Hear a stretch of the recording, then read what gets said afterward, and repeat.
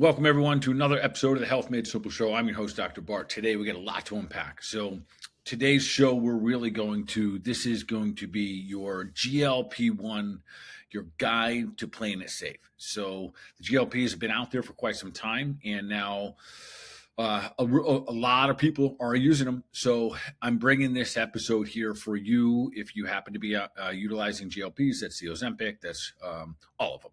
Ozempic, Mounjaro, all of the different names there, Wegovy, whatever they may be.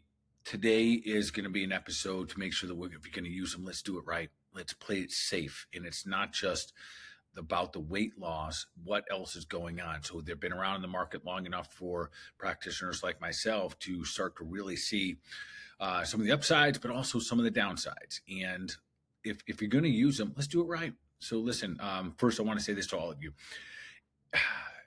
If you're practitioner, don't be ashamed. Like, I'm just going to say these things because it seems weird at times when people don't want to say anything what they're doing, maybe even to someone like myself. So I want to make sure that if you're listening to this, that you feel 100% comfortable, especially if you're one of my patients or one of my clients, that you feel comfortable, that share it with me, because my goal is always to help you get to be the best version of you.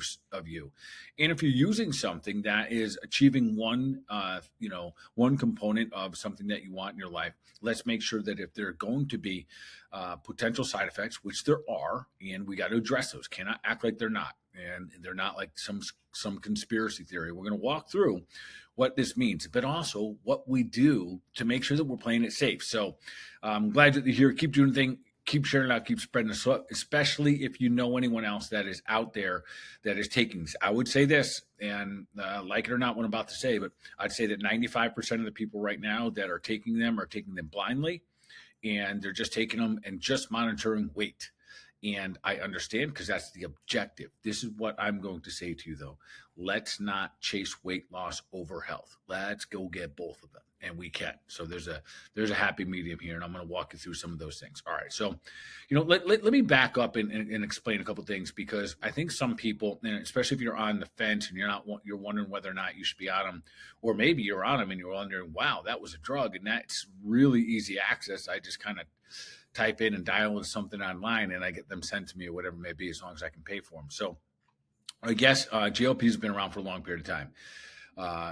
Originally, the way that it worked is that you'd get a diagnosis, and there was really one of two diagnoses. Everyone that's on them should have one of two diagnoses, until doctors then decided to kind of find some ways around it. And the diagnosis was either that you had type 2 diabetes, which was indicated by a hemoglobin A1C of a 7.0 or above, or you got diagnosed with obesity.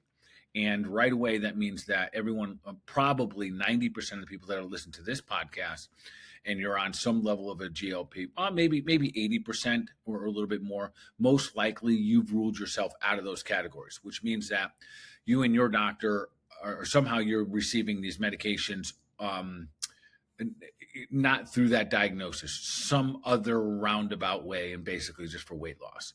And I've seen these work miracles in people's lives, and then I've seen some really unfortunate, tragic things happen.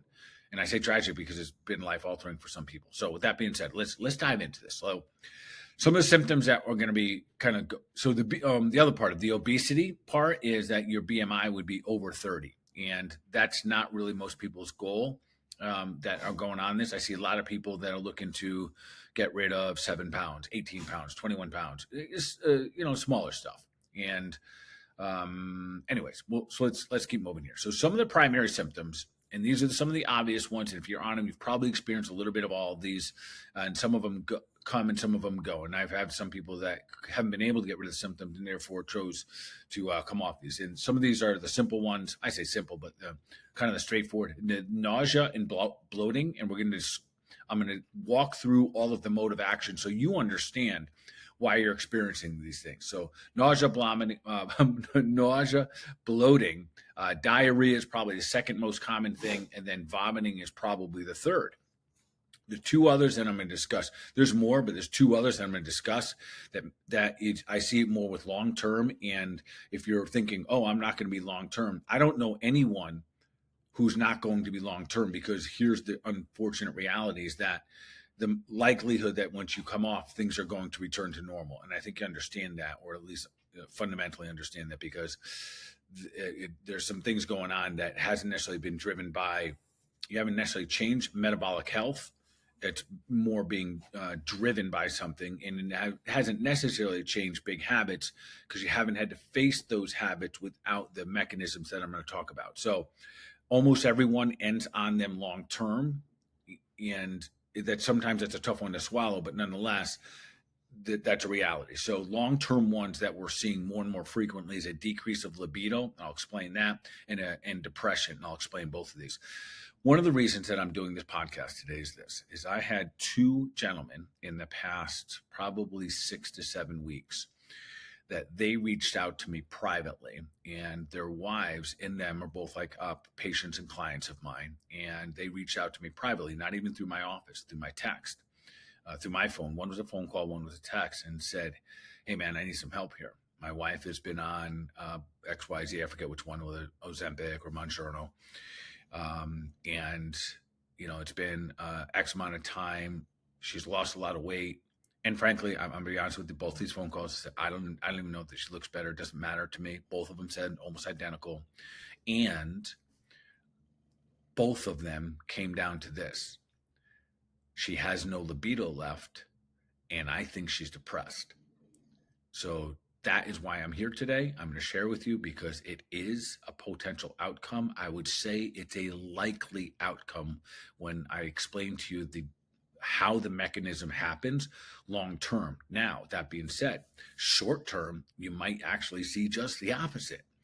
So we're talking about long-term use here, and there's no classification of in the papers what long-term is, but think of about 12 months of this continued use. All right, so let's go through the mode of action. Like, how are these things working? Like, what's going on? We hear things like, oh, they're peptides. Our body naturally produces them, so therefore that makes them natural.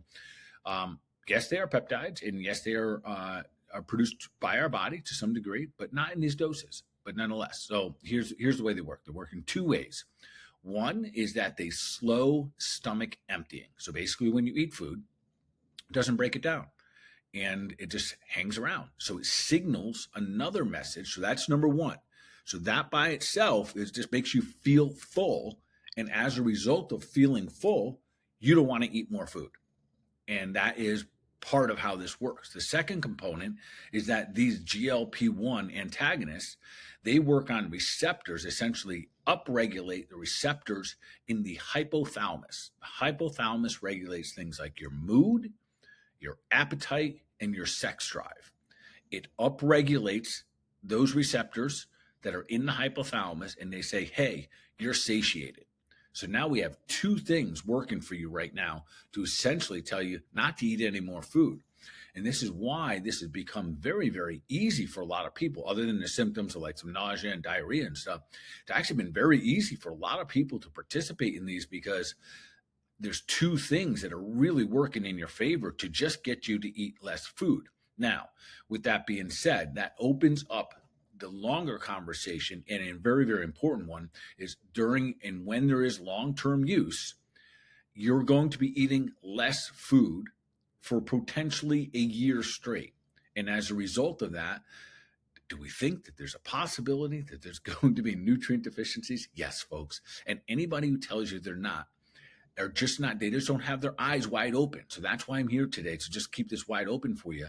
And I'm also going to tell you exactly what labs that we recommend for our patients to make sure, let's monitor these, because then if we see the writing on the wall, we can make some changes. So that's how it really works. Remember, I said there's two methods. It makes you feel full. And then the second part is that these GLP-1 antagonists, they work on a receptor in your hypothalamus gland. And what happens there is it tells it that gland regulates your mood, it regulates your hunger or satiety, and then it also regulates your sex drive. So if it's telling you, guys are seeing where I'm going with this. If you're getting a message every single day that you have plenty of plenty of plenty, it downregulates your need for hunger, and it basically tells you you are satiated. So that's how it works. So here's what we're going to do. There's a couple of things we want to monitor along the way. And that right there, well, let me back up to that. Long-term use, that is precisely why and where we have to then support. So we have very specific ways in our office that we help people very successfully that are on long-term use of these things, that are starting to recognize these changes. But they're not, so there's no like, oh, I'm just going to take this thing and see how it goes. That's not what we're saying. So do not seek out weight loss with by giving up health. No, let's take both of them. You can have both.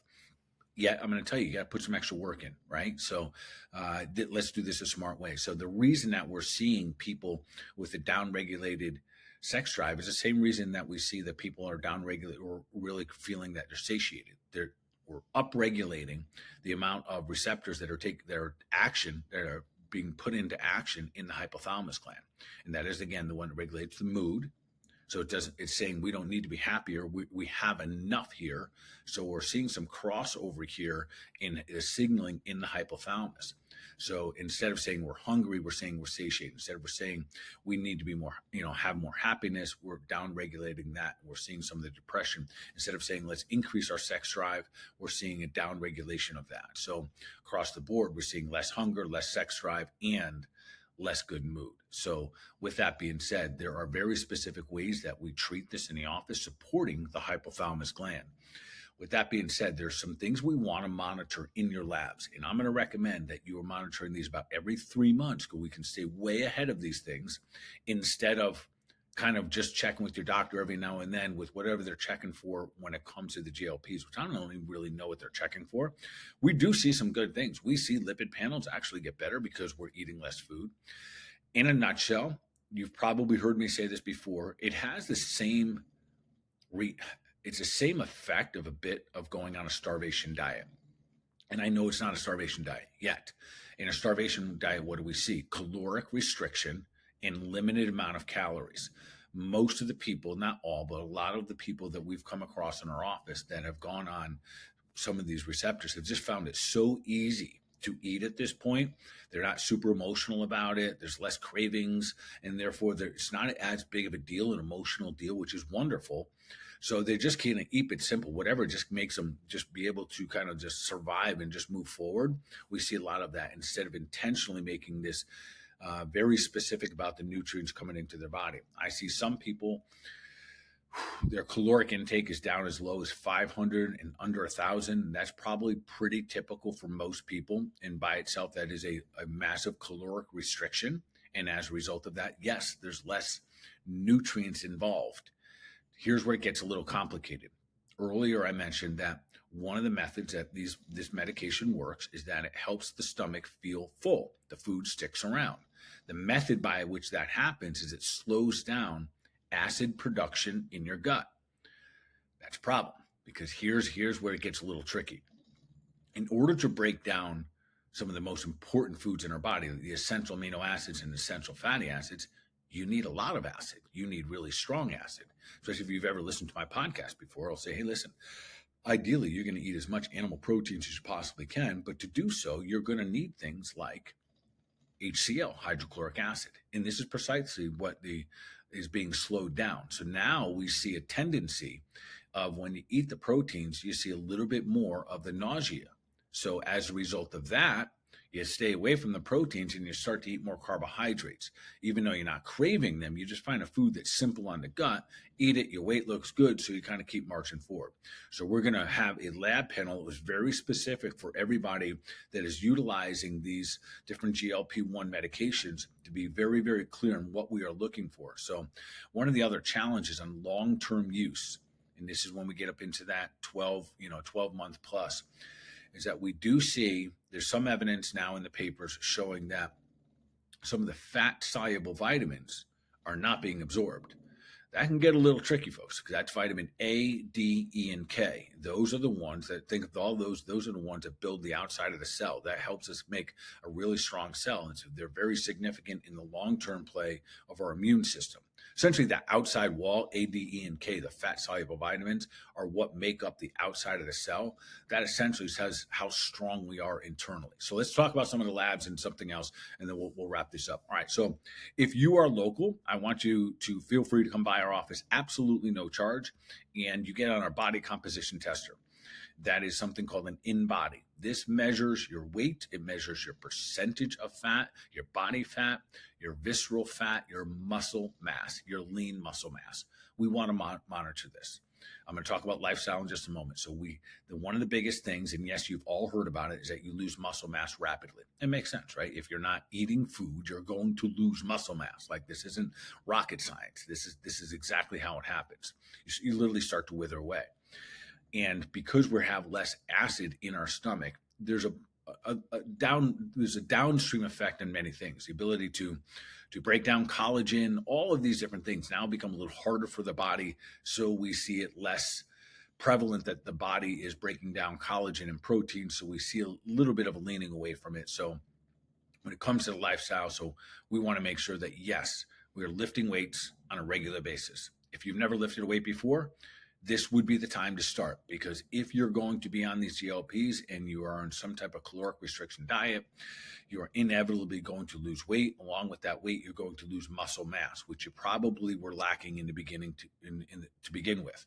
So now, especially if you are, above 28, 29, 30 years old, you want to make sure that you are building muscle mass. And especially if you're listening to this and you're a 50-year-old woman, you've got yourself into menopause, you're using this as a tool to drop some weight that's been you really struggle to get off, and you're finally getting it off. Listen, you got to be in the gym regularly. This is probably some of the best advice and most important advice. You have to be able to build muscle back. Now, with that being said, we also need to eat the animal proteins. Eating your plant vegetable proteins are not going to do the job here. Let me explain to you why. Yes, there are a lot of good animal proteins, yet we all know that you have to consume probably a 4-to-1 ratio. So if you want 20 grams of protein, and if you eat that from a burger and you get, let's say you eat a small burger, you get 20 grams of protein, you need about 4 times that amount of plant proteins to be the equivalent of animal protein. So I might have confused that. So let me say this again. You need 4 times the amount of plant proteins to be equivalent to the animal proteins. And simply because your stomach is going to be full, you are not going to be able to eat enough. Even though it may say your pea proteins, you have 20 grams in this shake or this powder, the bioavailability of that is probably 4-to-1 ratio less than animal protein. So you're not really getting as much as protein as you think when you're taking plant proteins in. There's just a different route which the body utilizes them, and the bioavailability is less. So that means animal proteins becomes your primary source of protein, and you want to consume that as your primary source of food on any given day. Because you're going to be eating less food, you have to make more of an emphasis that when you do eat, it's going to be your animal proteins. What am I talking about? Yep, I'm talking about things like salmon. I'm talking about grass-fed burgers, steaks, chicken, egg, fish. Your probably top 3 are going to be red meat, whether it be that a burger or a steak, eggs and salmon, because you're going to get a combination of good proteins and B12 as well. So make sure we're doing that. So you're eating weight. You're lifting weights. You're eating animal proteins. And now let's dive into a little bit some of the ways we monitor. So if you have access to something called an in-body machine, oftentimes chiropractors will have them in our office. Some personal training studios will have them. It takes about 2 minutes. You stand on it. We provide it as a service. It is free in our office, and you monitor. Ideally, if you have access to one in your community, come and get on it like every 30 days, and you'll see what direction your muscle mass is going. I have some women that have been on it, and they get on it, and by a year later, they are blown away how much muscle mass they have lost in a year's time. Can you get it back? Yes. Do you have to make some modifications? Yeah. And that's why I'm here today. So we're doing everything we can to make this your guide to playing it safe. If you're going to use GLPs, let's get rid of the weight if that's what your ultimate goal is, and let's play it safe. Let's do it right. Let's be healthy. Let's not sacrifice your health just to get a little bit lighter. I skipped this part semi-intentionally, but I feel the need to go back to it. And that is this. If you're going to lose weight and you're going to use a tool that makes it easy for you to lose weight, I think it's also important that you have a discussion either with yourself or your doctor or with your spouse about what weight is reasonable for you to get to, and then what do you do when you get to that spot. I think that it has been a real an eye opener to me, the emphasis that we have on weight, not health. It's unfortunate, but it's as real as it gets. And I'm not frowning upon anyone. A lot of you are my friends and my clients and my patients, etc. And it has really become an eye opener to me, especially since these GLPs become real popular. How the emphasis really is about weight and not our health. And I think there can be a happy medium here. So I'm encouraging to take the information I'm sharing with you today to plug in, make sure we get really healthy here. So let's make sure that you know that there's a good chance that your spouse loves you exactly the way you are right now, and sort of the people around you, and tie that into the components of how much weight you're looking to lose. With that being said, I also am a huge advocate of microdosing here, not full blown. The methods and the rate at which people are losing weight, it is not, your body's not designed to lose that much weight that fast. It simply cannot keep up with the collagen production. It cannot keep up with just replenishing what is being broken down. And you're going to see faster side effects with faster weight loss in the long term, really the long term one. So be kind to yourself, and let it take some time. Ideal weight loss patterns in the first 2 months would be no more than 1 pound per week. Let that one sink in for a moment. No more than 1 pound per week in the first 2 months. That would be considered pretty fast.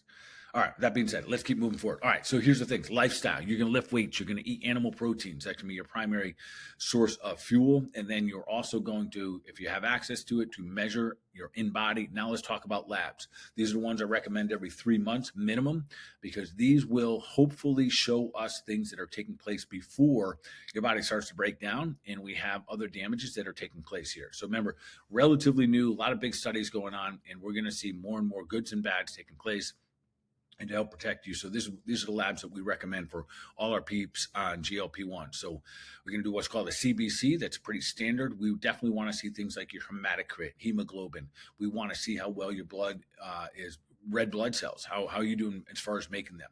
We're also going to run a CMP, which is a comprehensive metabolic panel, make sure all your liver function is good. Then a couple of the ones that have become more and more important that we really want to keep our eye on close. Your iron panel, including things like ferritin and your total iron binding capacity. These are really important for us to understand if you're experiencing anything like an anemia. And then also B12. And don't start taking B12.